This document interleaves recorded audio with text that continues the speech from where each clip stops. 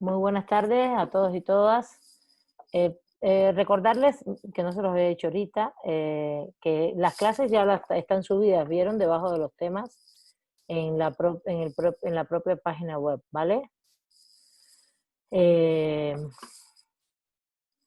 en este sentido, si las quieren revisar, volver a escuchar un poco larga, ¿no? 2 horas, pero bueno, pueden también ir haciendo ejercicios y escuchando y cosas así. Por si tienen alguna duda, etcétera. Pero bueno, la clase tampoco está tan complicada, pero bueno, como el tema epistémico es un poquito más complicado, sí. Bueno, vamos a ir cerrando este tema, que es el del proceso del conocimiento. Ya habíamos visto los modelos del proceso del conocimiento establecidos por Adam Schaff, que son justamente los que nos comenta en el manual Rosalío López Durán. Y es una cosa, esto es una cosa muy genérica, ¿no? Muy general, es como de mucha base, y como ustedes están en tercer semestre están iniciando en todos los procesos de conocimiento, evidentemente es, está muy bien para ustedes, ¿no? Ya lo que si se quiere profundizar más hay que ahondar mucho más en esto, ¿no? Pero bueno, al final nos interesa mucho que hay más que tres grandes posiciones, hay como tres formas de ver esta relación entre los sujetos y los objetos del conocimiento, partiendo sobre todo que siempre somos las personas las que conocemos y conocemos sobre las cosas, y justamente la posición epistémica es la que se va a dar entre cómo concebimos esa relación entre los sujetos y los objetos, ¿no? Eh, y que hoy predomina fundamentalmente ese proceso de interacción en el ámbito, sobre todo en las ciencias sociales, el de interacción entre los sujetos y los objetos, que todos nos incidimos, tenemos incidencia unos con otros. Em, ¿Cuál sería una posición idealista clásica? La segunda posición, que es la que el sujeto construye el conocimiento y incide totalmente en la producción del objeto, sería una posición racionalista idealista, ¿no? Idealista. ¿Y cuál sería una posición mecanicista clásica? Sería una posición objetivista o realista, donde el conocimiento es una realidad, donde el objeto que se conoce es una realidad, o más que realista, objetivista, es un objeto que lo puedes definir muy bien. La primera, en ese primer punto, lo que es más claro sería todo el conocimiento dedicado a las ciencias naturales, ¿no? A las ciencias naturales. Eh, Sobre todo los fenómenos físicos, como que tienen una serie de elementos así bastante exactos, ¿no?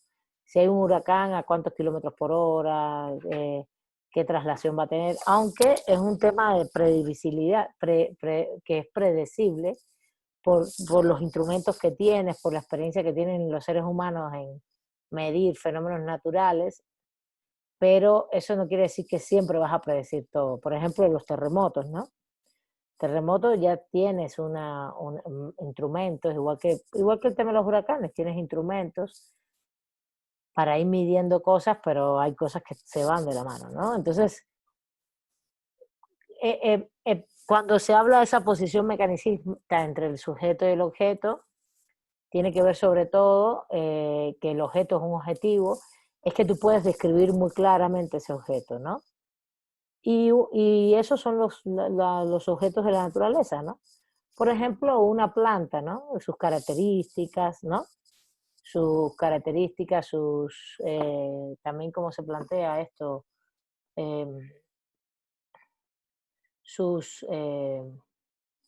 a ver, cómo también decirlo, más que sus características, todas sus identificaciones, ¿no? Las esencias, como una planta, un animal, los animales, las plantas, podemos ir conociendo cada vez más todo lo que tiene que ver con ellas, ¿no? Lo podemos conocer bastante bien, no es menor el asunto. Ya, incluso el cuerpo humano, ¿no? ¿Qué características tiene el cuerpo humano? Por ejemplo, tú puedes describir muy bien desde la biología cómo es un corazón de un ser humano. Todo esto ya lo puedes describir muy bien. Esa sería la posición objetivista, esa posición mecanicista, objetivista, que es que el sujeto está separado del objeto, entonces lo puedes enunciar muy bien.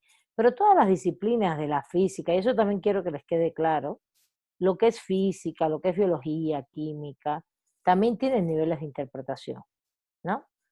Cuando uno hace estudios sobre los fenómenos físicos, naturales, hay niveles de interpretación importantes, no son menores. Eso es un tema que yo quería comentarles porque regularmente tal parece en que las ciencias exactas o las ciencias naturales son muy exactas. Y eso es relativo, eso es relativo. Hay niveles de interpretación a la hora de ver los fenómenos, por qué este huracán se formó acá, por qué hubo este terremoto aquí. Puedes prever algunas causas, pero no todas, ¿sí?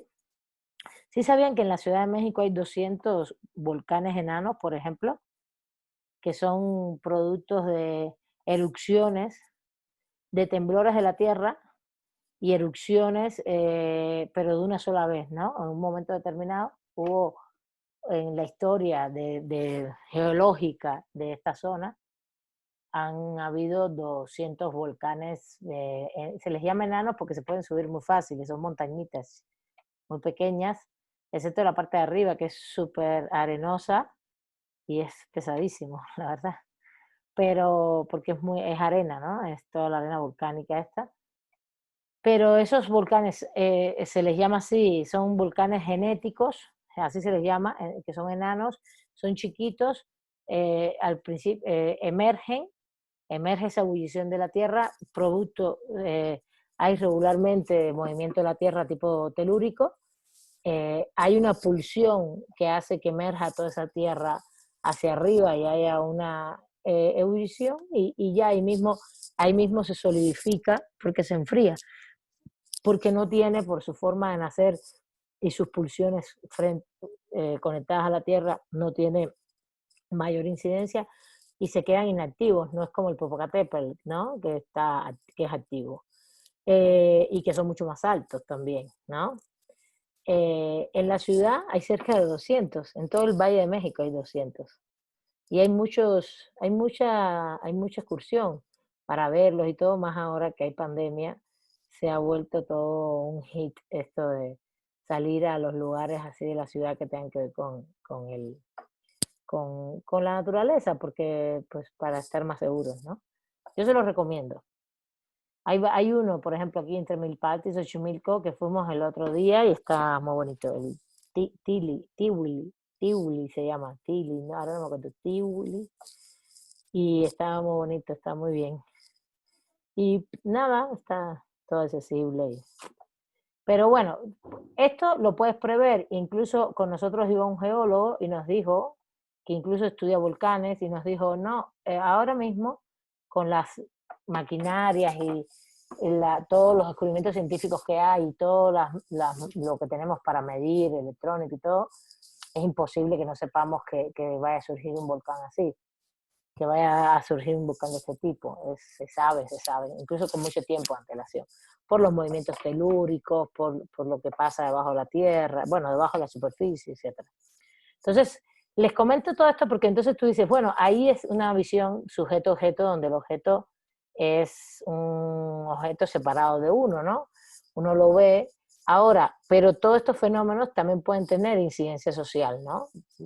Tenemos aquí en la ciudad el ejemplo de los sismos, los terremotos, bueno, los problemas sociales que implica esto son tremendos, ¿no? Entonces, tampoco, esa es la otra, tampoco pensar que porque haya disciplinas como son la química, la biología, la física, las propias matemáticas, estas no tienen aplicación en función de lo social, sí tienen mucha aplicación e incluso son importantes, se relacionan con las ciencias sociales en función del estudio de lo social. ¿Por qué? Porque justamente si nosotros Por ejemplo, ¿cómo podemos nosotros saber cómo está el ambiente, si hay contaminación? Son formas de medición matemáticas que pasan por valores químicos. La medición es matemática y de ahí pasa a valores químicos, y los valores químicos están también cuantificados en función de qué es lo que te hace daño a ti para tu respiración o no, para no solo a nosotros, sino a las plantas, a los animales, a todos los seres vivos. Y cuáles son las causas, qué es lo que incide, etcétera. Entonces hay una relación muy fuerte en la cual nosotros no podemos pensar que las ciencias duras o las famosas exactas o naturales están separadas de nosotros. Está separado epistémicamente, pero no desde el punto de vista de la connotación social, ¿no? ¿Está bien? ¿Alguna duda hasta ahí? ¿Quieren comentar algo?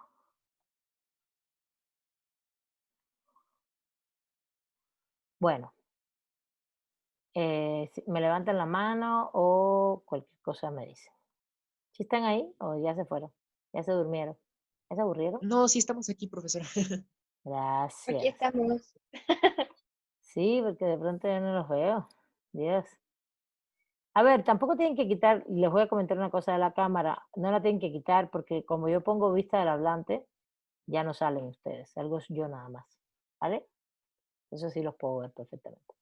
Y yo los veo, pero no salen ya en la cámara, nada más que salgo yo en la grabación. Eso es lo que les iba a decir al inicio y se me fue. Que realmente no pasa nada porque yo pongo vista del hablante, entonces ya, aunque ustedes estén ahí, yo sí los estoy viendo, pero no salen en la filmación. Bueno, vamos. ¿Cuáles son los tipos de conocimiento? Habíamos dicho que estaba el conocimiento vulgar o conocimiento científico, y vamos a cambiar la palabra vulgar por un conocimiento cotidiano, que evidentemente tiene que ver con toda esta cuestión subjetiva, particular, imprecisa, que no se comprueba y que tiene consensos, ¿no? Sobre todas esas ideas que comentamos en la clase pasada sobre asunciones cotidianas, asunciones de vida que uno tiene. Y por otro lado está el científico, que tiene estas características que sí tienen características de precisión, objetividad, universalidad, comprobables y comprobado y demostrado. ¿Esto con qué tiene que ver? A ver, rápidamente lo voy a enunciar.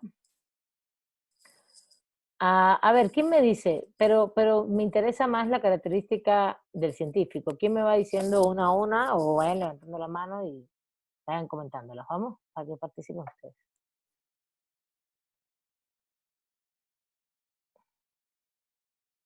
Y voy apuntando también las participaciones. Mildred, adelante. Bueno, se decía que la ciencia, bueno, bueno, sí, lo científico era preciso porque se permite conocer de manera exacta los rangos dentro de los cuales ocurren Los rangos dentro de los cuales ocurre qué. los fenómenos, por ejemplo, los naturales, que digamos que ya eran más como de las ciencias exactas. Ok, muy bien. Pero se permiten conocer los fenómenos, pero ¿qué querría decir que es precisión? ¿Qué es la precisión? A ver, vamos a ver. Que yo me imagino que se va a repetir constantemente, o sea, va a ser siempre el mismo resultado. Mm, mm, no, tiene que ver con un término que lo leíste y que lo comentaste, que es la exactitud. Sí, tendría que ver con que la exactitud implica que cuando tú lo vuelves a replicar, te debe dar resultados muy parecidos. Sí, tienes razón. Está muy bien, muy bien, muy bien, Mildred. A ver, Leslie, ¿me das otro elemento de los otros? Y Muy bien. también es universal porque su validez es independiente del lugar en el cual se ubica, ya que en cualquier parte del mundo, bueno, del planeta, del mundo, funcionan de manera similar.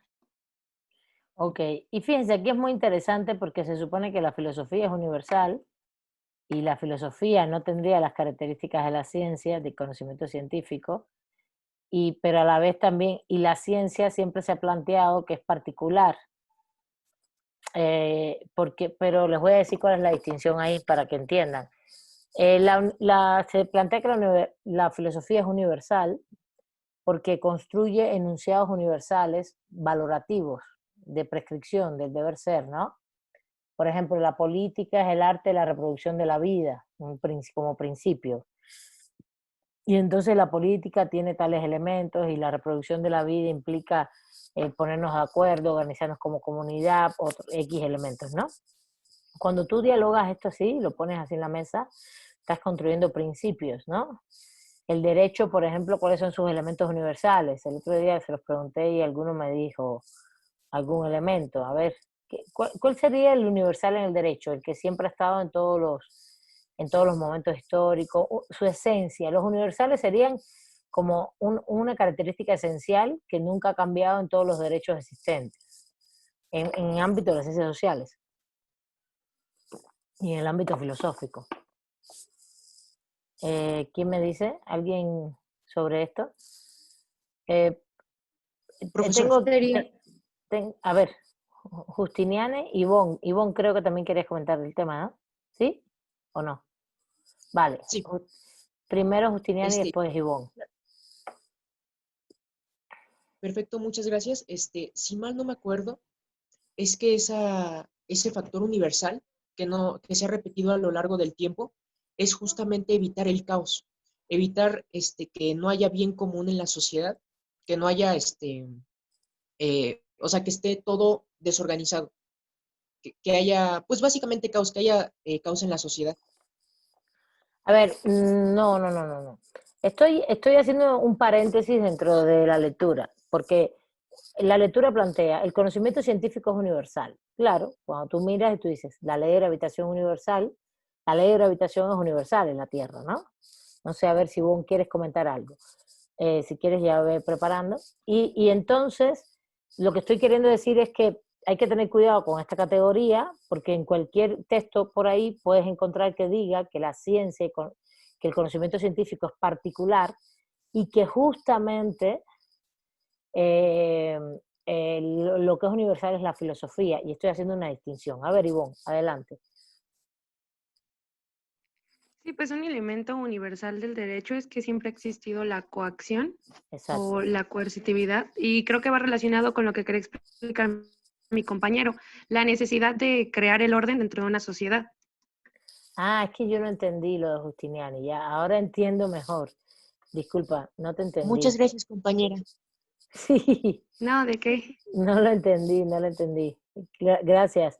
Claro, el universal del derecho sería la intencionalidad de crear, de tener un orden, ¿no? Un orden, de, de, de controlar conductas, ¿no? ¿No es así, Iván? Sí, una disculpa, es que no he desayunado, perdón. ¿Y por qué no comes algo?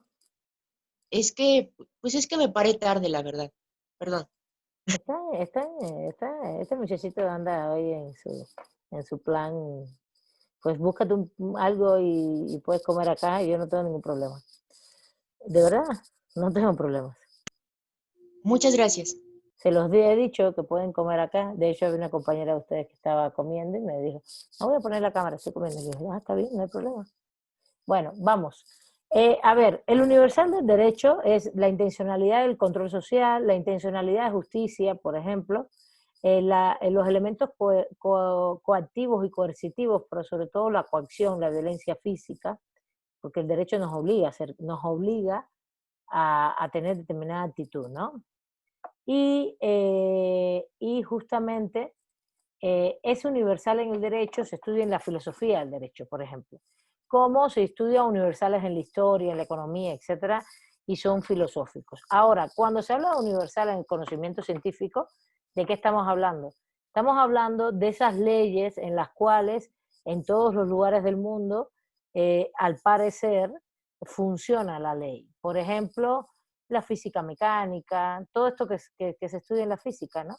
Todo lo que conocemos incluso de las, ¿cómo se llama?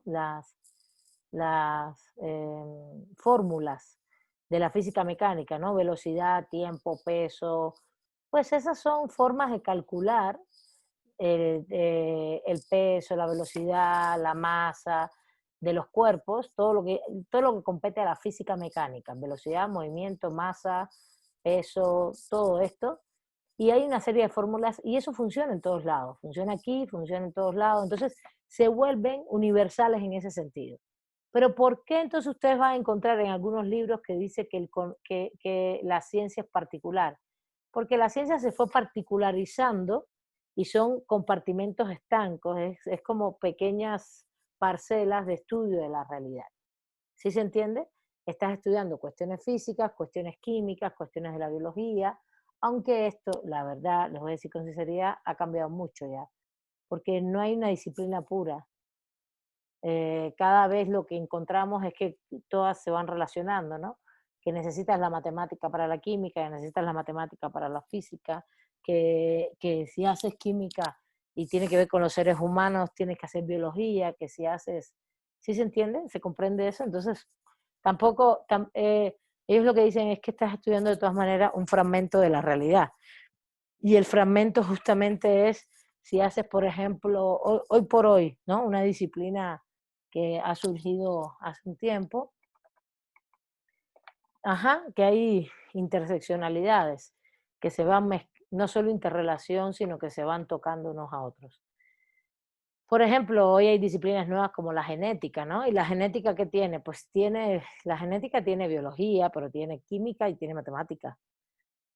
Y debe tener más cosas, y debe tener física, qué sé yo no tampoco conozco todos estos elementos, pero estoy segura que por ahí van, ¿vale? Bueno, entonces, eh, toqué todo este punto para que lo tengan claro, ¿no? Para que cuando ustedes hablen de cuando les hablen de filosofía, entiendan qué pretende, cuando se habla de que hay universalidad en la filosofía, qué implica, cuando hay universalidad en la ciencia, qué implica. Y si se habla de particularidad en la ciencia, ¿qué implica? Leslie, Jocelyn, te doy la palabra para seguir con los elementos del conocimiento, ¿cómo dijimos que? Del conocimiento científico. Ya participé, otra vez participo con Ah, otro. no, entonces baja la mano, corazón, porque se me olvida. Ok. Rogelio, Sí, profesora. El otro sería que es objetivo, ya que el sujeto se despoja de sus prejuicios y opiniones personales y se acerca con mayor certeza al objeto del conocimiento. a ver, ¿dónde estás? Porque no te veo. Aquí.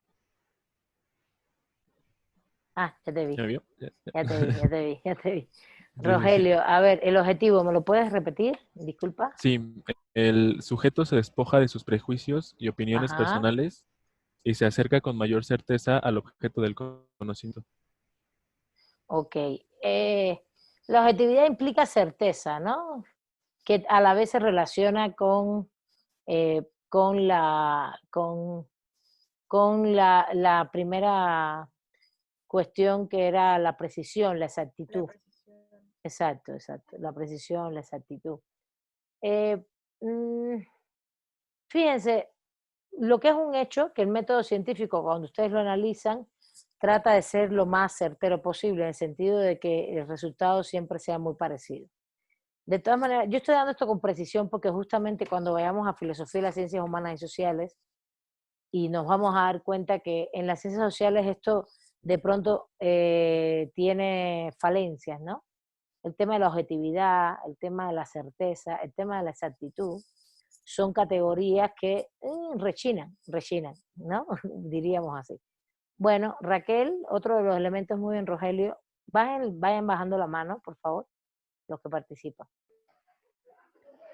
Bueno, otro de los elementos puede ser que es demostrado que a diferencia del conocimiento vulgar, el conocimiento científico no acepta la democracia, o sea, va un poquito enlazado a la universalidad, en el que es igual en todos lados y que no acepta opiniones subjetivas. Ok, pero fíjate, no sé si está, la palabra democracia la usa el autor, o ese Sí, eres tú. justo, justo dice que solo se puede aceptar si corresponde con la realidad en la ciencia no puede operar la democracia. ¿Cuál es el elemento que estás analizando? Porque no me... Demostrado, Ah, el demostrado. El que es demostrado, ¿no? ajá, Espérate porque se me fue el... Dios mío, se me ha ido. Se me fue todo. Aquí está.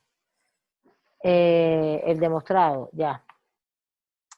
Que tiene, a ver, que tiene que ver sobre todo con el proceso de que pasa por una comprobación, pero que una vez que pasa por una comprobación, tiene que, la demostración siempre implica un proceso de comprobación, de mensurabilidad. Y en este sentido, lo que tú compruebas y es mensurable es un proceso de experimentación. Y la experimentación es sobre la realidad, ¿no? Es lo que dice ahí. Sí, ya vi que el autor sí usa la palabra democracia, no me acordaba. Como que no es que todos estemos de acuerdo con algo. Por ejemplo, si todos decimos, no, a partir de ahora los terremotos no existen y todos que nos creemos que los terremotos no existen, y eso no quiere decir que no van a dejar de existir, no, no, porque justamente está un poco vinculado a lo que ya muy bien dijiste, el tema de las creencias, ¿no? Muy bien. Y la otra característica, ¿quién viene ahora? Abigail Salgado, nos queda una, que es la... Sí, la que queda es comprobable. El método científico, bueno, científico va a ser comprobable a base del proceso empírico. ¿Sí me escucha bien, profesora? Perfecto. Ah, ok. Va a ser comprobable a partir del proceso empírico, es decir, mediante la experimentación de varias, bueno, dependiendo de lo que se quiera obtener. Y este va a poder volverse a comprobar con el método hipotético deductivo. Exactamente, que el método hipotético deductivo no es otra cosa que el método científico. Hipótesis, comprobación empírica y resultados de esa comprobación y la replicación de ese resultado para que dé lo más exacto posible. Muy bien, bueno, hasta aquí podríamos decir que esas son las características del método científico que si ustedes quieren podemos ponerlas, por ejemplo, en cualquier otro texto, se plantea así, el método científico, el conocimiento científico es universal, exacto, comprobable o de verificación empírica, también se le llama mensurable, medible, pero experimentalmente, o experimental, no sé si les dije ya, exacto, eh, es además universal, racional.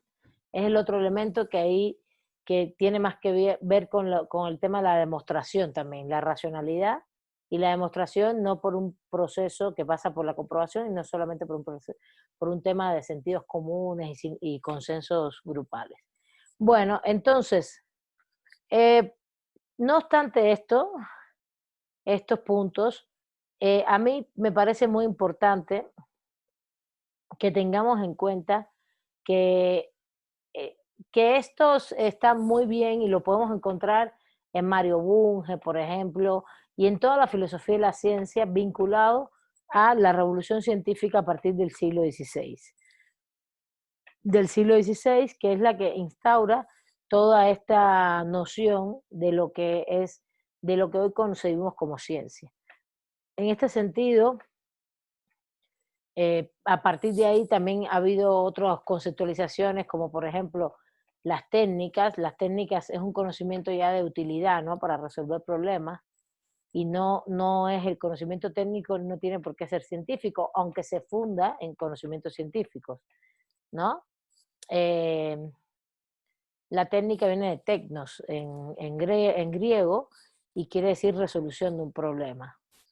Y desde este punto de vista, lo que me interesa es que entiendan evidentemente que hay tipos de conocimientos, esto es lo que viene después, el científico, el protocientífico, el técnico, el filosófico, el empírico, el pseudocientífico y el vulgar. Vamos a decir que el vulgar serían los sentidos comunes y que hay una transición hacia el conocimiento científico elaborado mediante estas características del conocimiento, pero sobre todo mediante el método científico. El método científico les queda claro, ¿no? ¿Cómo es? ¿O necesitan verlo? ¿Sí les queda claro o quieren? Se los puedo enseñar con claridad, a ver. Se los voy a enseñar, les voy a compartir una página. Aquí está.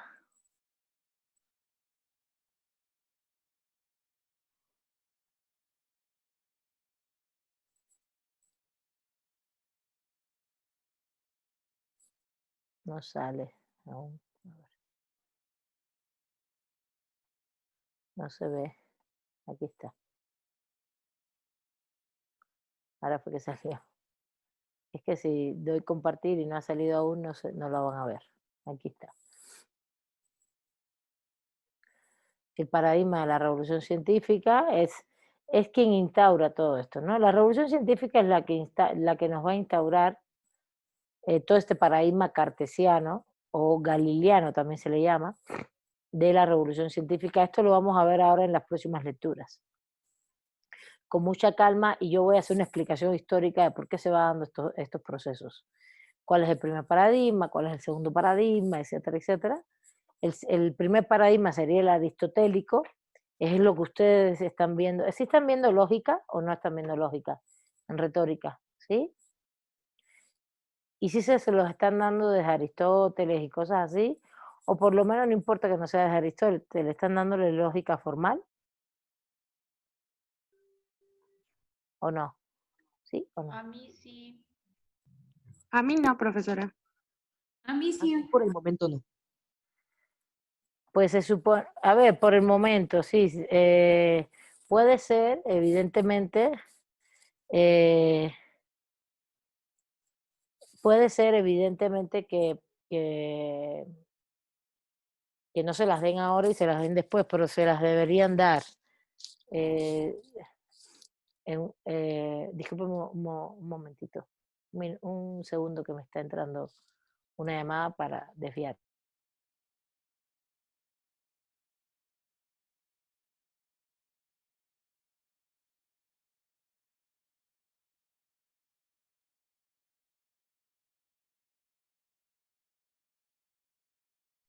Listo.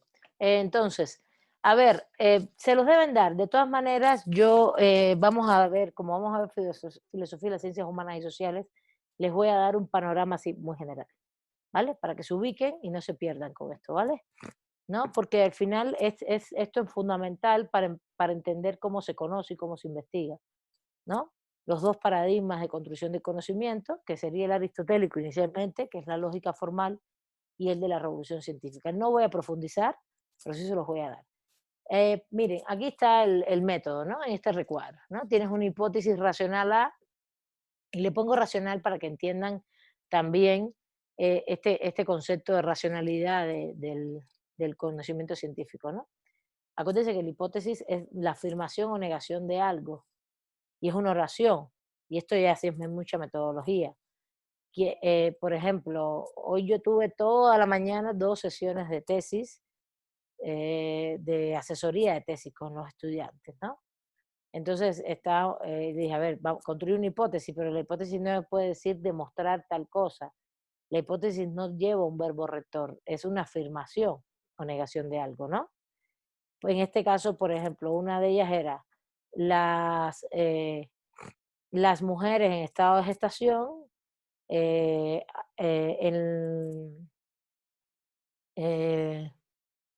no, las violaciones, existen violaciones de derechos humanos en las mujeres en estado de gestación en la Ciudad de México. A ver, no, vamos a construirla mejor, a ver, voy a hacerla de nuevo. La afirmación en esencia es que las mujeres cuando están en estado de gestación regularmente y salen embarazadas, y lo informan en sus trabajos, las despiden. Esa es la violación de derechos humanos. Es una violación del derecho humano laboral, incluso de todas sus prestaciones, pero ocurre mucho con mujeres que salen embarazadas y cuando salen embarazadas lo informan en sus centros laborales y las despiden. Violatorio del derecho laboral, de todos los derechos humanos, etc. Y hay un factor de discriminación e incluso de violencia de género. ¿Cómo tú construyes la hipótesis sobre esto? Tú afirmas que esa situación existe y la tienes que redactar. Lo afirmas. ¿Está bien? Por eso cuando decimos la hipótesis, ¿qué es? La afirmación o negación de un supuesto de hecho. Y el supuesto de hecho son las violaciones de derechos humanos por violencia de género por violencia de género y por otras causas, porque no solamente por un sistema patriarcal, sino porque también no hay sanciones suficientes, ni se persigue lo suficiente a las personas que patronalmente ejercen esta violación de derechos humanos. Y por otro lado también sucede otra situación, que es que además de que no se persigue, que no hay una sanción ejemplar, ¿qué sanción podría ser? Por ejemplo, que te cueste más despedir a la chica que tratar de que esté 2 meses y pagarle su licencia de maternidad. Entonces que te cueste mucho más, que te cueste 1 año de salario. Entonces tú te lo piensas ya, ¿no? Y por otro lado, otra de las causas del sistema patriarcal, porque no te importa, te da lo mismo que tengan hijos, que no tengan hijos, que sean mujeres, lo que sea. Y eso puede ser en mujeres y hombres, el tema patriarcal y el tema vinculado al patriarcalismo, al capitalismo, a la ganancia. Pero también otra de las causas ahorita tenía en la mente otra causa y ahora se me fue. Pero bueno, no es que tengas que poner todas las causas en la hipótesis, lo que tú pones es la afirmación de que hay violaciones de derechos humanos. ¿Sí se entiende? Y tú afirmas esto, entonces eso es lo que tú vas a comprobar después empíricamente. ¿Está bien? Y haces una comprobación empírica, para eso usas técnicas. En la comprobación empírica, ya esto es un método, ¿no? Esto que están viendo aquí es un método. Haces la comprobación empírica y llegas a conclusiones. A lo mejor tus conclusiones no se asemejan a la hipótesis o tiene falencia respecto a la hipótesis. Entonces, lo que haces es, o puede estar acorde a la hipótesis A, o puede no estar acorde, o algunos elementos no estar acorde, y que haces reconstruir la hipótesis. Por eso es racional empírico todo el método, ¿no? Y si está acorde a tu hipótesis, lo replicas, haces una replicación, puedes hacer una replicación del experimento hasta que tengas las conclusiones científicas y puedes llegar a leyes o no. Este método está muy bien, no tiene ningún problema. Está muy bien para las ciencias naturales, las ciencias exactas, e incluso como método sociológico o empírico para nosotros, para lo social, está interesante, está bien, aunque tiene límites. Y tiene dentro de su lógica y de construcción racional empírica, va a tener adaptaciones muy peculiares al tema social, como también las características de ese conocimiento. No van a coincidir con los elementos que dimos ahorita. Por ejemplo, ningún conocimiento social es universal. Ninguno. Conocimiento científico. Social es universal. 1. 2. Ninguno te puede ser exacto, que tú lo repliques y siempre dé igual. No. Hay patrones de conducta, pero no es exacto. Cada experimentación es diferente, es única, y cada resultado es único. Esto lo vamos a ver en clases, ¿vale? Esto lo vamos a ver en clases, con más profundidad. Y lo otro es que el carácter de objetividad del conocimiento, si es demostrado, si es comprobable, es particular, trata de ser preciso, pero no quiere decir que va a ser exacto ni certero todo el tiempo, y sus resultados son particulares. Y por último, el carácter de la objetividad está mezclado con la subjetividad de los seres humanos, porque la sociedad no está separada de nosotros, y lo que nosotros vayamos a medir socialmente está vinculado a nosotros. ¿Está bien? ¿Sí? ¿Van conmigo? ¿Van comprendiendo? ¿Alguna duda de esto? Vamos bien. Profesora, Dime. ¿puede repetir el segundo? Bueno, el segundo y el tercero, por favor. Pues lo estoy diciendo a memoria. El segundo y el tercero sería ¿cuál? ¿Quién me dice? Si alguien lo puede copiar. No es universal, Que no tampoco es, es exacto. no es exacto y no es objetivo. Eso. Es particular. Su nivel de exactitud y de precisión implica que tiene que ver con resultados particulares. Acuérdense que la exactitud y la precisión implica, además de que te dé resultados muy concretos, es que en la medida en que tú los repliques te da igual, lo dijo muy bien Mildred, ¿no? Pero no, pero eso es una falacia. En la medida en que tú repliques, que tú hagas una experimentación desde el punto de vista social sobre un caso, no, un caso no es igual al otro. Ese es el problema. El problema es que lo que no es igual nunca es el objeto de estudio, porque ese es lo que va a pasar con la sociedad. Por eso la exactitud puede estar y la precisión puede estar en tu caso, pero no va a ser exacto y preciso para que sea análogo a otro caso. No sé si me entendieron eso. ¿Sí? ¿Se entiende o no? Sí, profesora, muchas gracias. Y el tercero, ¿cuál era? El tercero era que no era objetivo, que la objetividad está vinculada a que no hay valores, que tú te separas del conocimiento, que está que tú, no es ¿cómo decirle? Regularmente la objetividad implica esta noción de objetivismo, la visión mecanicista de que es que el conocimiento está separado de uno, que uno no, que uno puede conocer, comprobarlo, fuera de sentidos comunes y de consensos, y entonces dice, un poco la parte de, tiene que ser demostrado, demostrado sí, evidentemente sí. Fíjate que aquí el autor incluso hace una crítica al tema de la, de la demostración, eh, pero demostrado sí, pero fíjense, aquí no está puesto tanto el carácter de objetivo, pero en cualquier libro de filosofía de la ciencia, bueno, sí lo tiene puesto al inicio, disculpe. La objetividad en términos generales consiste en la posibilidad que tiene el sujeto conocente de despojarse de sus prejuicios y opiniones personales. Justamente ese es el tema. En materia de ciencias sociales, en materia de un fenómeno social, por ejemplo, si nosotros queremos hacer una investigación sobre feminicidio, ¿ustedes creen que en algún momento el tema, si somos mujeres, etcétera, no, también no nos afecta? ¿No? Si nosotros queremos hacer una investigación de género y somos parte de grupos vulnerables, ¿cuáles son los grupos dentro del tema de género? Pues lo que no es dominante, ¿no?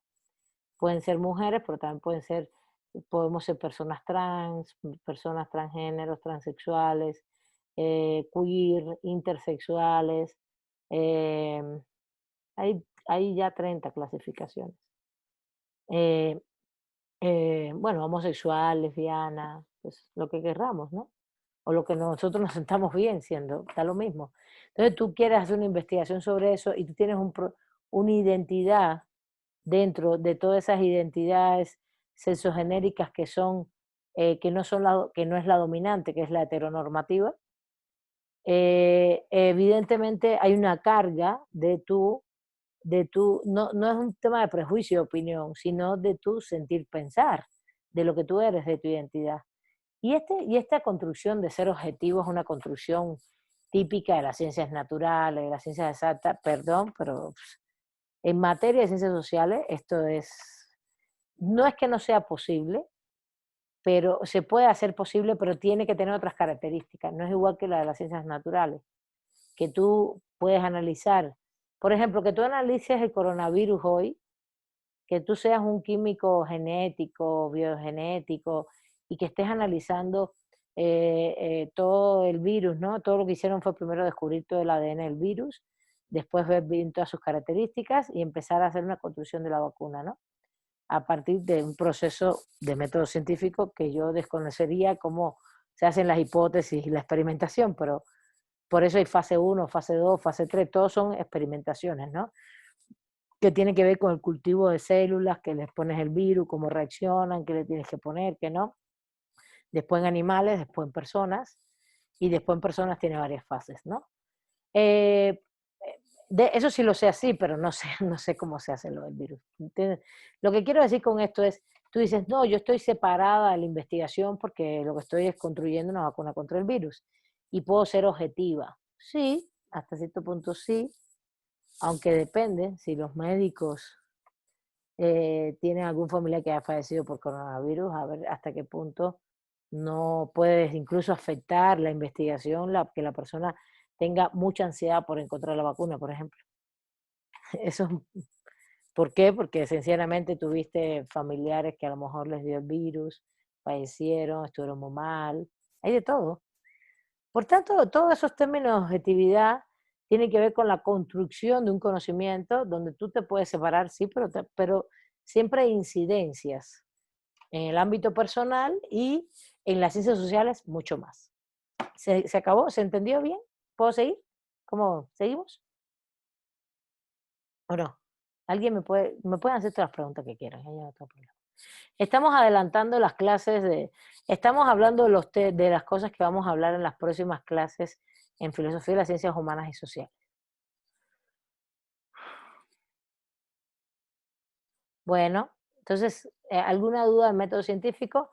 Pues justamente, bueno, conocimiento científico, cuando se habla de conocimiento científico, de lo que se habla es justamente de todo este proceso de construcción de ese tipo de características en el producto y mediante esa metodología. Ahora, en las ciencias sociales esto tiene determinadas características. Hay que tener un stop ahí. Bueno, para cerrar el capítulo de Rosalío, bueno, Rosalío habla de estos tipos de conocimiento, pero yo lo que me interesa más aquí precisar, la verdad, me interesa mucho precisar que es verdad que los sentidos comunes, que hay diversos grados de certidumbre respecto al conocimiento, yo entiendo esto muy bien, y que hay conocimientos populares, le llamo vulgar, a mí me interesa más los populares, hay conocimientos populares y hay niveles de conocimientos entre el científico y los populares, según él, que tienen esta clasificación de protocientífico, técnico, filosófico, empírico, pseudocientífico. Yo me voy a ir porque hay conocimientos populares, ya les expliqué cuál sería el conocimiento filosófico, sino la búsqueda de estos universales y generalizaciones. Esta clase no vamos a entrar en estos temas porque ese tema de la filosofía también depende de cómo tú quieras construir la filosofía, si es una filosofía de la praxis o una filosofía abstracta, universalista, racional, son diferentes. Pero por eso, y hay un conocimiento técnico, eso también lo vamos a señalar, que va a tener que ver más que ver con oficios, con cómo resolver problemas, ¿no? Y que se puede relacionar a temas científicos o no, y el conocimiento científico. Y que mientras más científico, más lleva todo el método, es un método que es un conocimiento que también tiene una característica que no hemos dicho y que no está ahí, que es falible. ¿Qué quiere decir falible? Esto es muy importante, chicos y chicas, falible. ¿Entienden la palabra? De falibilidad. Quiere decir que cada vez que tú lo compruebas, te debe dar de una manera parecida, sobre todo en las ciencias exactas y naturales, pero si cambia el resultado y lo debes replicar para ver que el resultado cambió, replicarlo y ver que el resultado cambió. Es falible porque puede cambiar siempre. A ver, voy a volver a explicar esto. Si hasta hoy tenemos una cierta certeza con el tema empírico, ¿no? Por ejemplo, de saber cuáles son las características de determinados grupos animales, ¿no? De las aves, de las plantas, los tipos de plantas, los tipos de aves, los tipos de los mamíferos, sus características, los que viven en el mar, los que viven en la tierra, e incluso sus posibles enfermedades, sus posibles no sé si ustedes tienen mascotas, pero por ejemplo, los perritos, el que tenga mascotas, el que tenga perritos, gatitos, si han tenido muchas veces o tienen, se aprende mucho de cómo no solo se comportan, sino de sus problemas. Un perrito, mientras tenga una raza más pura y sobre todo este tipo de razas que son construidas, tiene la posibilidad de tener unas enfermedades como genéticas más complejas. Un ejemplo son los boxers, por ejemplo. Los boxers a los 9, 10 años les da cáncer, a todos, a casi todos, al 90% de los boxers, porque es un animal construido, es un animal que genéticamente fue apareado y construido. Construido no me refiero a que lo hicieron in vitro, sino que fueron mezclando animales para obtener la raza, ¿no? Y depurándola. Y eso provoca problemas genéticos. Eso pasa en los animales, sobre todo en los perros. Mientras sea la raza lo que se le llama más pura, eso es entre comillas, en mi criterio es más construida, más artificial. Por ejemplo, yo tenía una pomerania hasta hace poco, y las pomeranias es un perrito construido, es un perrito que lo fueron haciendo los alemanes allá en la zona de Pomerode, en el norte de Alemania, y es un perrito que lo fueron mezclando los tipos de perros estos que existen en las zonas frías, que son de carga, de arrastrar, que tienen mucho pelito, parecen lobos, pero no son lobos, y tienen mucho pelo, y arrastran. Huskies. Sí, se parece, pero no llega a ser un lobito. Y de hecho, Es un Alaska Malamute. puede ser, y entonces lo fueron mezclando y haciéndolos chiquititos, chiquititos, chiquititos, porque eso es lo que hacen mucho. En Alemania se han hecho esto mucho. Y entonces van haciendo y los van haciendo más pequeñitos, igual que el Schnauzer, Mini, todas estas cosas.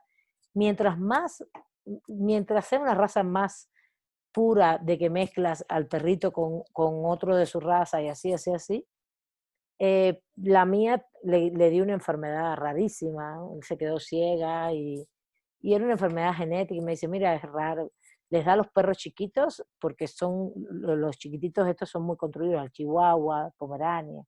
Entonces, mientras más raza tiene, les va dando esa enfermedad. Así me comentó el médico.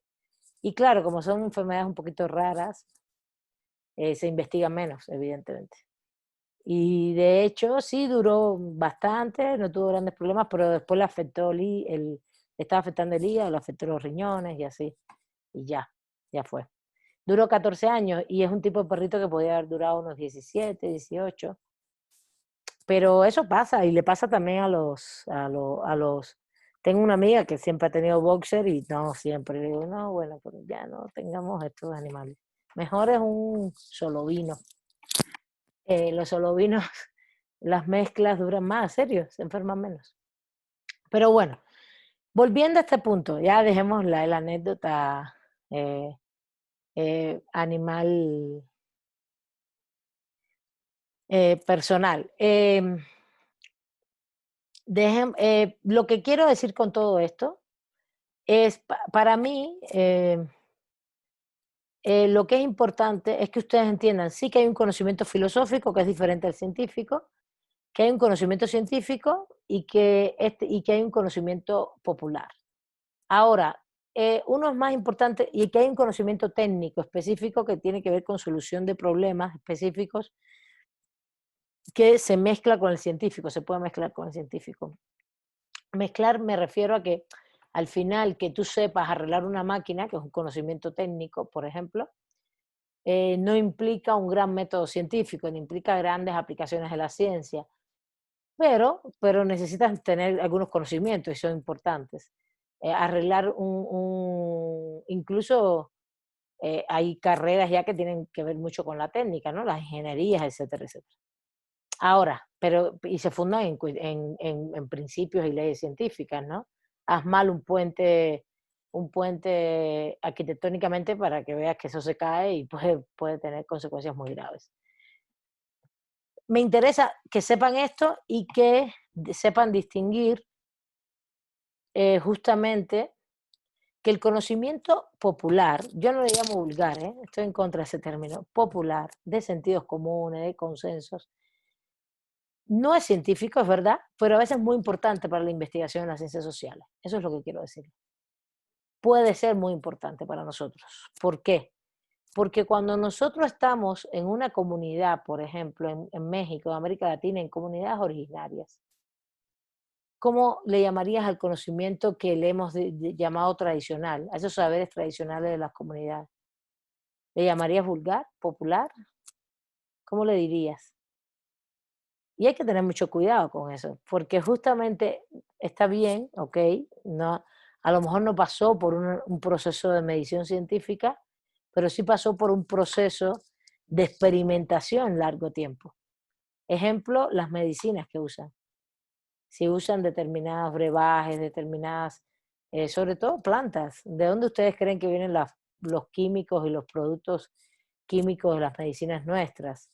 Pues de que se han estudiado, no solamente son aleaciones artificiales, también se han estudiado dónde vienen de las plantas y se extraen, se extraen esas aleaciones, se extraen esas, eh, esos elementos y se convierten después en medicamentos, ¿no? Y a lo mejor le ponen más sustancias, más gramaje de esto, de lo otro, etc. Y claro, una medicina sí lleva un método científico, incluso una comprobación para incluso entrar en no sé si lo han oído, ¿no? Con el tema del coronavirus, todo lo que han sido las etapas estas científicas y cómo realmente para que entren de una etapa a otra tienen que estar aprobados, tienen que pasar una serie de requisitos y tienen que ser, todo eso está normado, ¿no? Normado jurídicamente. Bueno, volvemos al popular. Yo, si a mí en una comunidad indígena me dicen, tienes esto, eso si tomas tal y tal brebaje se te va a quitar, pues yo le creo perfectamente, ¿eh? Porque es un saber tradicional, histórico, popular, pero que viene de que ellos lo vienen aplicando generaciones tras generaciones. Entonces, ¿hasta qué punto eso, a pesar de que no sea científico, es menos importante que el científico? No sé si me logran comprender mis comentarios. Frida, no te he visto. Adelante, por favor. Frida Maris, Sí, disculpa, ¿eh? no, no importa. Es que yo tengo una duda, maestra. En cuanto, ya ve que está la clasificación bipolar y la clasificación por niveles de adquisición crítico de información. Y en Ajá. el de bipolar aparece el conocimiento vulgar y en el de niveles de adquisición de crítica de información aparece el conocimiento popular. ¿Cómo diferenciar estos? ¿O es lo mismo el conocimiento popular y el vulgar? Porque los marcan como en diferente tipo de clasificación. Pero pues por lo que he escuchado y lo que leí, pues prácticamente, o sea, tienen muchas similitudes.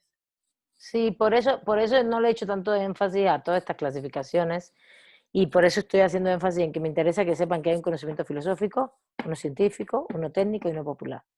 Y que yo no le llamaría vulgar, sino popular. Y son, porque sí, es lo mismo. Dice, conocimiento popular son aquellos en los que la información, datos, opiniones se obtienen con una crítica escasa respecto de las razones que puede haber de que sean conforme a los hechos. Entre estos conocimientos se encuentran los obtenidos de charlas informales, revistas, periódicos, información televisiva. Es otra cosa, cuya constante, con sus excepciones, la falta de profundidad y referencia en fuentes en los temas. Te está distinguiendo un poquito de esta cuestión de todo lo que circula de información, que no tiene por qué ser verídica, ni mucho menos. Pero es más o menos un conocimiento vulgar, ¿sí? Sí, porque además también esta cosa de los periódicos, la información televisiva, las revistas, hay que tener cuidado con eso, porque hay que tener cuidado con eso porque justamente se supone que lo que se dice en informaciones de la más media debe ser verdad. Y oigan, si algo debemos penalizar hoy en el derecho es la mentira, en la más media, en los medios de comunicación masiva. Deberíamos penarlo totalmente. Y la verdad, es horrible, es una cosa horrible, horrible, horrible. No solamente en México, en todos lados, en la prensa. en todo tipo de prensa, además, deportiva, social, la que sea. La gente dice lo que entiende y no le importa el tema de la verdad, es éticamente tan reprobable, pero claro, es un conocimiento que fluye tan rápido y hoy más que les importa nada, nada les importa. Y también fluye mucho dinero y mucha manipulación, ¿no? En ese sentido. Pero por eso estoy haciendo la distinción, chicos y chicas, porque no me interesan todas esas clasificaciones, me parece que no aportan tanto. Está bien, para la materia no aportan tanto. Está bien dicho, pero no aportan tanto. ¿Está bien? ¿Algo más? Sí, gracias, maestra. Lo que voy a medir, sí, voy a medir y voy a dialogar con ustedes estos elementos que les estoy comentando en clase. Bueno, aquí habla también de los tipos de niveles de conocimiento, ¿no? El filosófico. Pero vuelvo y repito, me interesa mucho el filosófico, ya se los expliqué, el científico y el técnico. Esto sí, ¿no? Esto sí, porque realmente aquí es donde está, donde nosotros nos encontramos más como conocimiento vinculado al derecho, ¿no? ¿Está bien? Y de hecho, él lo plantea así, hay un conocimiento filosófico del derecho, un conocimiento científico y hay un conocimiento técnico. Pero lo vamos a abundar un poquito más cuando terminemos, aquí voy a retornar cuando hayamos terminado Filosofía de las Ciencias Humanas y Sociales, a este punto, de conocimiento filosófico, científico y técnico del derecho. ¿Está bien? Ahora del derecho no me quiero meter mucho. Monet, adelante. Sí, con respecto a que hacía mención, por ejemplo, de esas comunidades que llevan a cabo esa medicina tradicional que pues con el tiempo, si bien no es como tal científico, pero sí lleva una observación, una experimentación. En cuestión, por ejemplo, de las leyes también, que igualmente con el mismo ejemplo en las comunidades indígenas, bueno, hay ese pluralismo jurídico, no tanto como costumbres. La pregunta es, ¿qué tanto esa parte de esas tipo de leyes que tienen ellos pueden llegar a ser vinculantes en un sentido ya federal? Porque, bueno, me refiero al caso, por ejemplo, de Cherán, que, o sea, crean ese tipo de normativa a partir de su autonomía.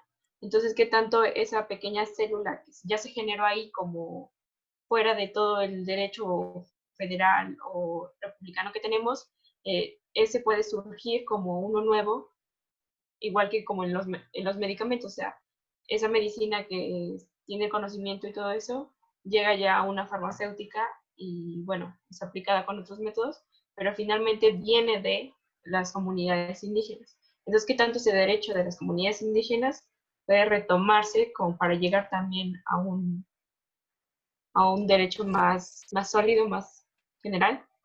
Sí, te entiendo.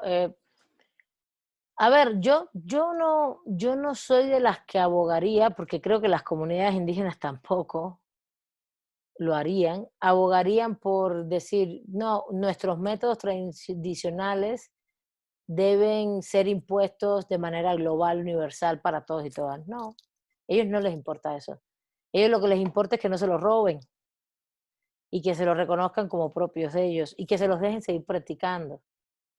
Ese es un tema importante. Por ejemplo, practicar ese tipo de métodos tradicionales y que no se los estigmaticen, ¿no? Incluso no es un solo tema de saberes tradicionales vinculados a la medicina, sino también de saberes artesanales, estéticos, más bien de cómo y de los procedimientos técnicos para construir. El famoso telar, ¿no? El famoso telar, que es impresionante eso, que además tiene toda una técnica y una forma de construcción que es, y sus propios diseños, que también son, todo esto es propiedad intelectual, ¿no? Propiedad intelectual en el derecho. Y la propiedad intelectual está fundada en que justamente sea la rama del derecho que protege estos saberes.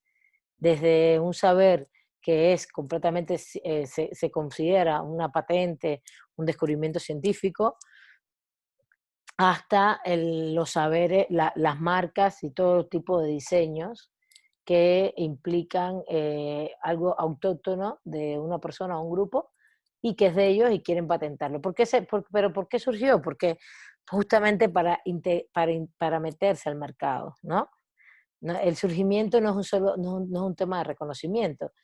Si yo te quiero reconocer, Monet, que tú hiciste algo, pues te doy una autoría, ¿sí? Con la autoría hubiera sido suficiente, pero justamente la propiedad intelectual e industrial, sobre todo toda la intelectual que abarca la industrial, el derecho de autor, todo esto, pues se profundiza porque lo que hay es un mercado capitalista que se quiere apropiar de esos saberes, patentarlos y después venderlo como propios, ¿no? Ese es el tema. Ahí es donde está el tema y tienes que ver, siempre dialogar el contexto.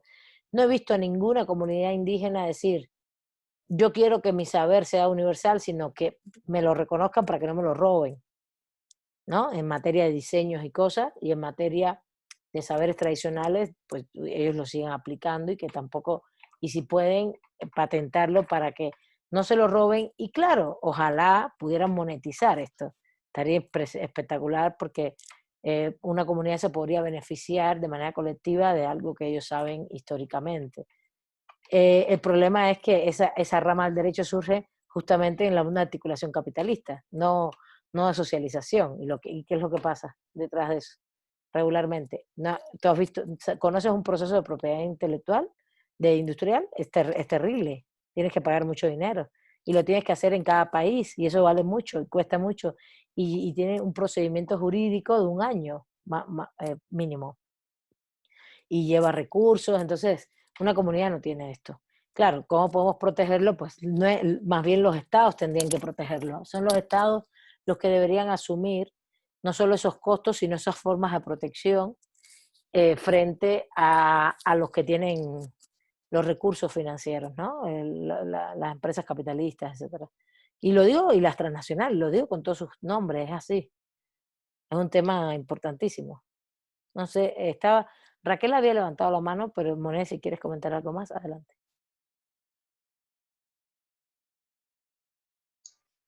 No, era todo, profesora. O sea, iba con el hincapié en el hecho de que qué pasaría si se generan estas nuevas celulitas como Cherán, o sea, que generaran otras a partir de esa autonomía que tanto había como esa, vamos, esa deformación, por ejemplo, no deformación, sino ese nuevo derecho entre los pueblos, no que Sí, sea universal, sino pero que... una cosa es ese nuevo derecho y otra cosa son de lo que estamos hablando, que es de los saberes. Ese nuevo derecho está ahí, eso no tiene ningún problema, pluralismo jurídico hay. Pero es que es una cosa, una cosa. A ver, yo me fui a la otra línea. Yo entiendo perfectamente lo que es el pluralismo jurídico. Yo trabajo pensamiento jurídico crítico y estoy a favor. Yo estoy en contra del monismo jurídico de manera total. Pero lo que te quiero decir es que no tiene, una cosa es el nuevo derecho, que no es un nuevo derecho, sino es el reconocimiento de un derecho existente. No es que sea nuevo, siempre ha estado. Ese derecho que tú lo reconoces, ¿qué implican con los saberes? Que es lo que estamos hablando en la clase. Eso es lo que quiero que lo vincules. Creo que no me entender bien, sino me refería como ese hecho de que, por ejemplo, si un conocimiento popular puede llegar a ser un científico, o sea, si puede tener ese proceso de cambio en el que llega a ser un científico. Ah, pero es lo que te estoy queriendo decir. Ahí te Sí. ahí te expliqué todas las dificultades que hay para que los saberes populares se conviertan en científicos. ¿Cuál es la situación real de lo que pasa con esos saberes? Se los roban, los saberes tradicionales se los roban a las comunidades. Ah, que tú dices, bueno, que con la autonomía se van a proteger más. Eso es relativo. No sé si ustedes no se van a acordar porque eso ocurrió hace como 10 años. Fue muy interesante, un caso en Venezuela, estaba Chávez vivo y por eso, y lo dio a conocer en todo el mundo y por eso se supo tanto, de que había personas de Estados Unidos metidas en comunidades indígenas venezolanas, campesinas indígenas originarias. Había una mezcla, ¿no? Mestizos también, mestizaje, pero eran sociedades rurales con unos saberes tradicionales muy interesantes. acerca de las plantas y de cosas así. Y estaban allí y aparentemente eran tipos de ONGs y estaban supuestamente haciendo trabajo con las comunidades, no sé qué. Estaban robándose los saberes tradicionales de las comunidades en materia de cuestiones médicas, productos y todo eso. Se llevaban especies y después lo llevaban a Estados Unidos, hacían procesos de patente, hacían un medicamento sabiendo que estas plantas tenían tales propiedades y las investigaban, entonces hacían todo el proceso industrial. Eso fue un caso interesantísimo y sonadísimo, y los expulsaron de Venezuela.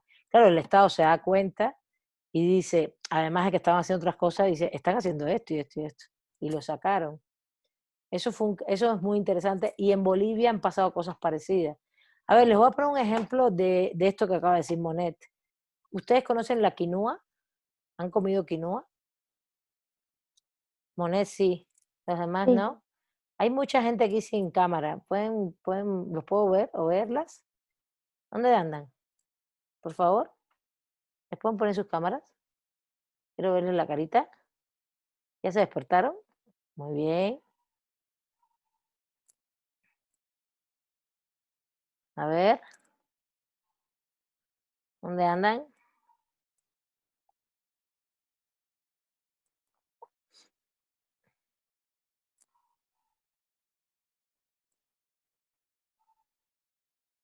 Bien.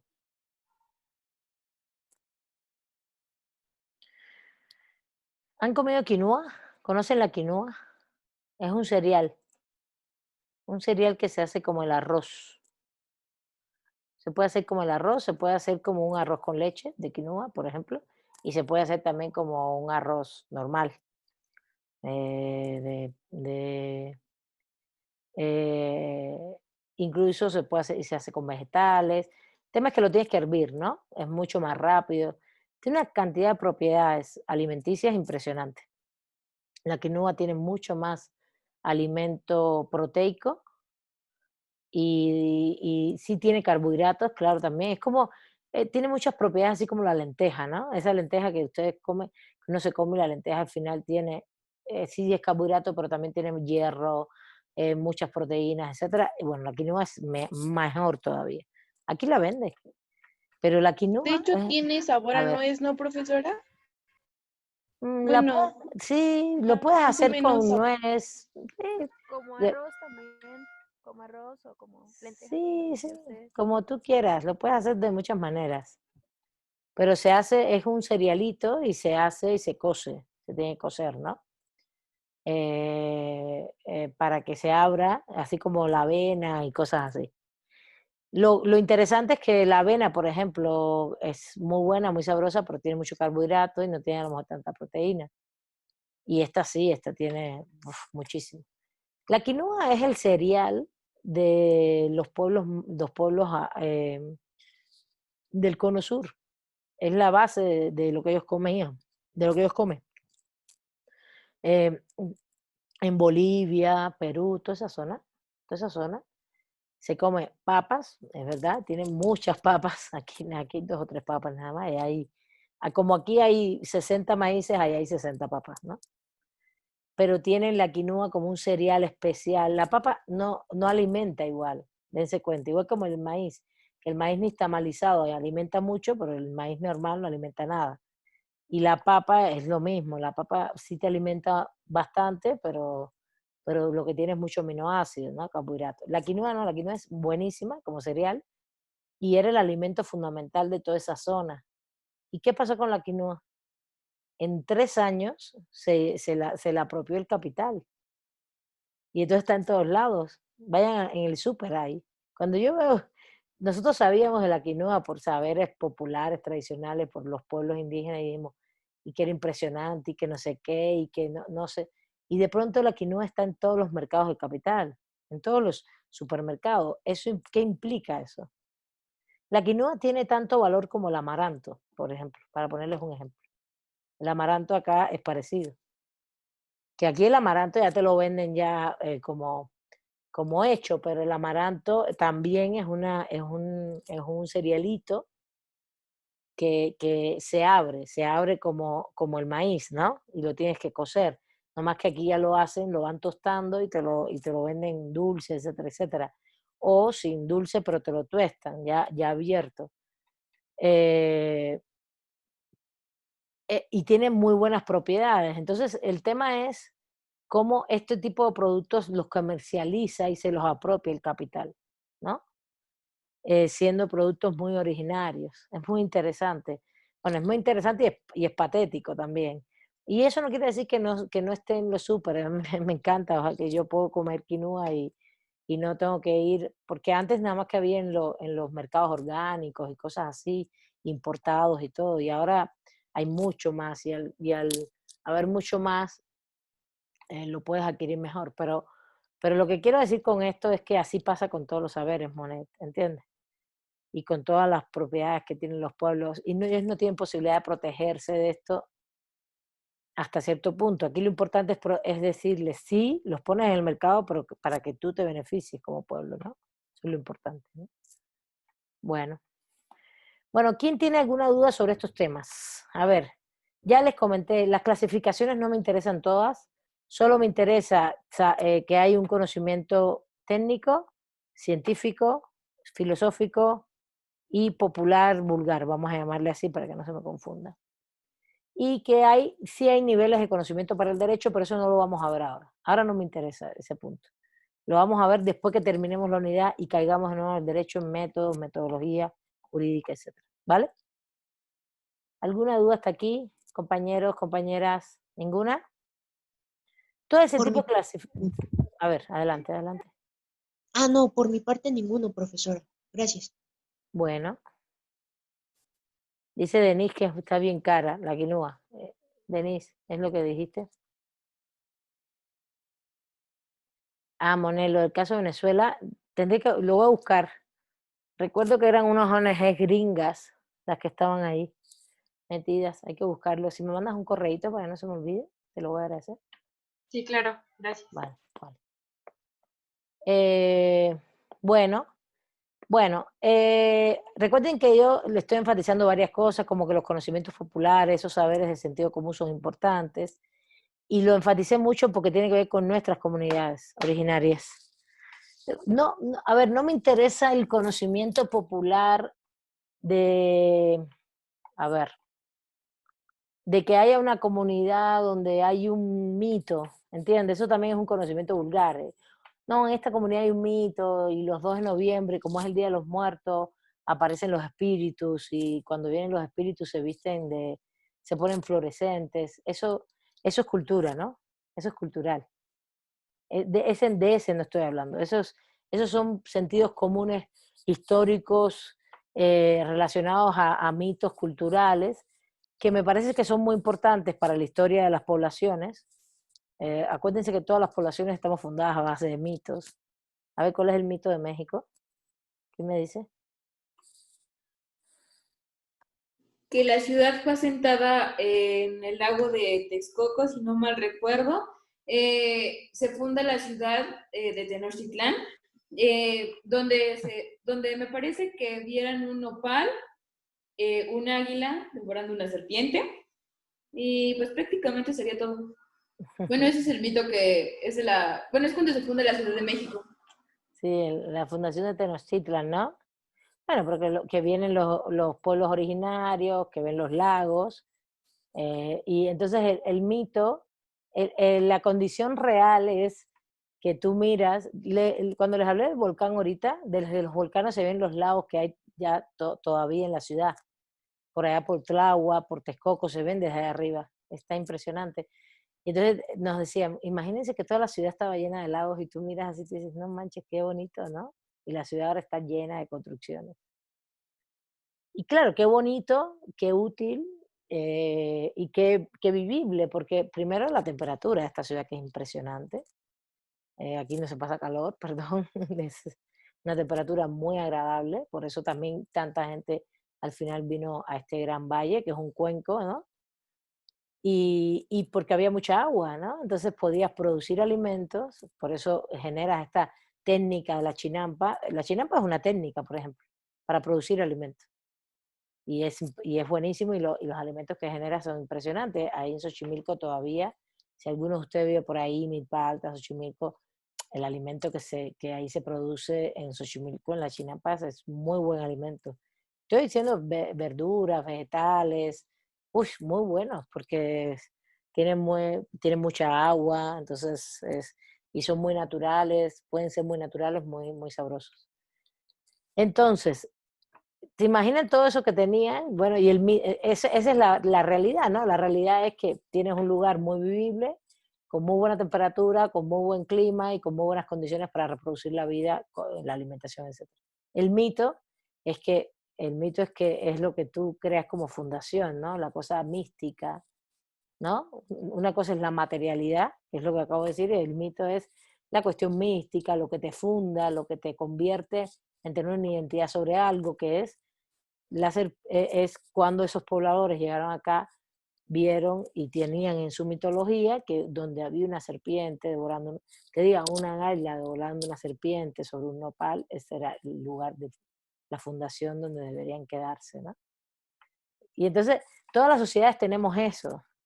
Y ese mito es una construcción histórica, ¿eh? Cuidado, eso no es un conocimiento que es mitológico, pero es muy importante en la construcción de lo que somos como pueblo, ¿no? Como población, como grupo, etcétera, identitariamente. Pero no es un conocimiento científico ese. El científico tiene otras características, que podría ser el cómo estudiar históricamente el agua, la calidad del aire, no sé qué, hace 500 años, ¿no? Iván. Claro que sí, profesora. Hace rato estábamos platicando de esto de la apropiación cultural, ¿no? Yo me acuerdo que hace unos años hubo ese problema justamente aquí con México, porque para la producción de la película que ahora se conoce como Coco, realmente iba a tener el nombre de Día de Muertos y estaba ahí un trámite medio feo en el cual querían arrebatarnos el nombre de Día de Muertos y la festividad en sí, todo, para poder hacer comercio, o sea, hacer un sinfín de cosas que obviamente nuestro país actuó y obviamente hubo una sanción al respecto.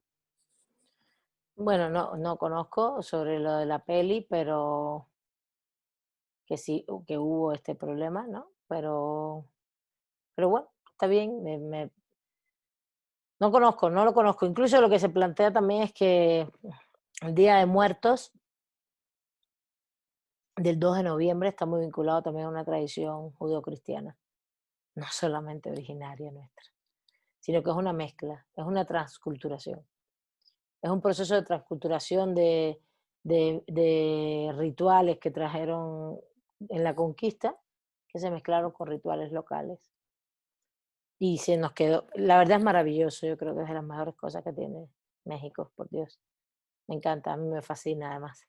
Pero claro, sin Halloween, ¿no? Sin la máscara, eso, por favor, ¿hasta cuándo? Sí, por favor, ¿cómo les gusta la máscara? ¿Cómo han ido transculturalizándose a los gringos, ¿no? Al revés, y yéndose hacia allá, no, está tremendo. No. Y me encanta, siempre, yo llevo 18 años en este país, me encanta, me fascina esa tradición. Siendo incluso que es una tradición mestiza, ¿no? Está bien. Profesora, Dime. ¿y en Cuba hacen alguna festividad con relación a los muertos?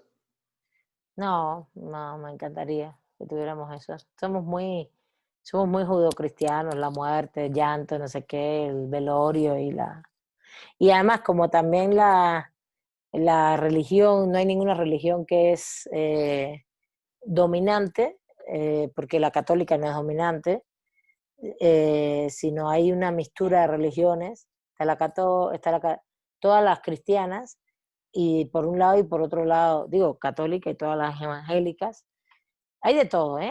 Hay hasta una mezquita, hay de todo. En ese sentido, que diga que en Cuba no hay libertad religiosa, pues Dios, se muere ahí mismo por su afirmación. Hay hasta iglesias ortodoxas, hay una iglesia ortodoxa rusa, iban a hacer una griega, en el sentido, con toda la intención de la libertad religiosa, ¿no? De que si la gente quiere creer en eso, pues que vaya. Claro, eso tiene mucho énfasis a partir de los 90 para acá, hace 30 años. Antes la visión esta ortodoxa del socialismo real, de que somos ateos, bueno, yo me crié así. En ese sentido, mis mitos y cuestiones de religión y eso están muy vinculados no solo a un conocimiento científico, sino a un conocimiento histórico, de reconocimiento de identidad, de cultura, que me parece precioso y me encantan, y por eso no quiere decir, no es que yo crea en algo específico, pero entonces en Cuba se mezclan todas esas religiones con las religiones africanas, ¿no? Que fueron las que también vinieron con la esclavitud. En ese sentido, sí hay como algunos, sí hay ritos, pero los ritos no solo son con la muerte. El rito de la religión africana es un rito que tiene que ver con festividades constantes, ¿no? Con el Día del Santo, se les llama así el Día del Santo, el Santo Yoruba, no es el Santo cristiano, del Santo Yoruba. Incluso es como si fuera tu cumpleaños. Tu cumpleaños no solamente es el día que naciste, sino el día de tu santo. Y se hacen grandes fiestas, comida, bebida, en ese sentido. Y con la muerte también, hay mucho baile, ¿no? Baile afro. Y con la muerte también, sí, también hacen sus ritos en la religión afro, pero hay mucha mistura con lo cristiano, ¿no? No creas que se separa tanto. Pero lo que no hay, evidentemente, lo que no hay es esa preponderancia de lo católico, de por ejemplo 9 días, rezos, esas cosas, no. Eso no existe casi. Es muy raro escuchar en todas las personas que yo tengo a mi alrededor, en Cuba, son muchas evidentemente, de toda mi vida, que hagan ese tipo de ritos. No, para nada. La gente vela los cuerpos y ya. Incluso hoy en Cuba la gente va mucho por la línea de la cremación, ¿no? Ni velatorio. Sobre todo si son personas mayores, y eso ya dices, bueno, ya para qué, ya. A lo mejor haces el velatorio como una forma de luto y ya, y cremación. Adiós. Cremación, de verdad. Hay mucho de eso hoy ya. De hecho, la mayoría de la gente, desde que los crematorios existen, es muy poco entierro, ¿eh? Bueno, entierro de las cenizas en todo caso, si lo quieres así, o esparcimiento de las cenizas, lo que tú quieras. Pero es muy interesante que cómo eso se ha ido apropiando de la cultura. Y sí, yo sí creo que una de las causas es justamente de que hubo 30 años de una concepción cultural muy fuerte atea, sabiendo que era un pueblo cristiano católico yoruba, ¿no? Es que el pueblo antes de la revolución era todo eso también. Pero ¿dónde está lo yoruba? En las clases más populares, siempre estuvo. ¿Y dónde estuvo lo católico? En las clases más altas. Por eso también la ruptura, la revolución genera una ruptura de clase, y en la ruptura de clase hay una ruptura también religiosa, porque recuerden que la Iglesia Católica, al final, al inicio de la revolución, hay algunos actores de la Iglesia Católica que se pusieron en función de trabajar contra el proceso revolucionario. Y eso, pesó mucho. Pesó mucho. Hay muchos estudios de esto, pero es muy interesante. Mi suegra fue a Cuba conmigo una vez, y mi suegra es católica. Bueno, mi esposo es mexicano, es profesor de ustedes también. Y viene una familia tradicional mexicana normal, como todas, católica. Y mi suegra de pronto me dice, oye, era fin de año, y no, las iglesias aquí no abren. Y yo así como, ¿what? ¿Qué sé yo? Le dije, no sé, me imagino que sí, le dije. Claro, tenemos que averiguar a ver a qué hora abren, pero no es como aquí, que tú ves que las iglesias están abiertas siempre a determinadas horas, casi siempre. Allá no, allá siempre están cerradas. Sí hay misa los domingos y eso, claro, ¿no? Pero entre semana jamás he visto una iglesia abierta. Pero bueno, hace mucho más tiempo que estoy acá también. Eso es lo que hay allá. Sí, me extendí porque no quiero empezar un tema nuevo sin... de todas maneras, no quería empezar un tema nuevo y dejarlo así en los inicios, ¿vale? ¿Alguna duda, chicos, chicas, sobre lo que hemos visto hasta hoy? ¿Todo bien? ¿Cómo vamos? ¿Vamos bien? ¿Están muy incómodos con las clases virtuales o cómo vamos? ¿Un poquito? ¿O cómo van? No, pues vamos bien, profesora. La clase se nos hace muy, muy amena. Bueno, algunos, para ti, quién sabe los demás. Pues por mi parte todo ha estado muy bien. Bueno, ahí vamos, ¿eh? Seguimos con las clases. Entonces vamos a leernos bien el texto de Mardones. No vamos a abordar todavía el derecho y vamos a entrarle con toda la fuerza. Hoy ya di varios elementos del tema. a los dos grandes paradigmas de construcción de conocimiento científico para caer en el debate de las ciencias sociales, ¿vale? Me interesa mucho que esta es una clase para que aprendan a investigar, pues tienen que tener la base epistémica para investigar. Entonces tienen que conocer no solo estos elementos básicos de epistemología, clasificaciones, el proceso de conocimiento, sino ahora vamos a un punto climático que es, bueno, ¿cuáles son los paradigmas del conocimiento? Partiendo del concepto de paradigmas de Thomas Kuhn, la estructura de la revolución científica es un texto que está digital en todos lados. Déjenme, voy a apuntar para irle subiendo algunos textos que me parecen importantes, pero como complementarios, porque me parece importante que ahora en esta era tan digital y tan virtual, si ustedes tienen tiempo y tienen ganas, el que quiera y la que quiera tenga todo tipo de acceso y rutas de acceso a textos, sobre todo desde el punto de vista de si te interesa el tema, pues entra al tema y ahí tienes unas rutas del saber, ¿no? Rutas para saber, ¿no? Bueno, me tengo que leer este texto, después cosas así, que uno anhela tanto, ¿no? Porque yo por lo menos sí, si quiero saber de un tema, digo, ay, si alguien me dijera cuáles son los 5 textos básicos para saber del tema y ya. Entonces les voy poniendo algunos más para profundizar, de complementarios, ¿no? No solo es para el gusto de cada uno y cada cual, no es obligatorio. Entonces, ahora vamos a ese punto, paradigmas y cuáles han sido los procesos de construcción del conocimiento científico históricamente. Eso es lo que vamos a ver ahora, por lo menos toda la semana que viene, ¿vale? De manera general. Ya adelantamos muchas cosas, ya adelantamos varias cosas, ahora solo las voy a ir enunciando, y después ya vamos entonces a ver metodología y epistemología vinculada al derecho, ¿no? Como un segundo momento. Y todo esto es la unidad 1. ¿Está bien? ¿Vientos? Cuídense mucho, que tengan un lindo fin de semana y que estén bien, cuídense mucho, todavía hay que cuidarse un poco, no se alebresten con los colores, que si amarillo, que si naranja, que si verde, que si azul. Hay que cuidarse todavía, ¿vale? Y su Gracias, maestra.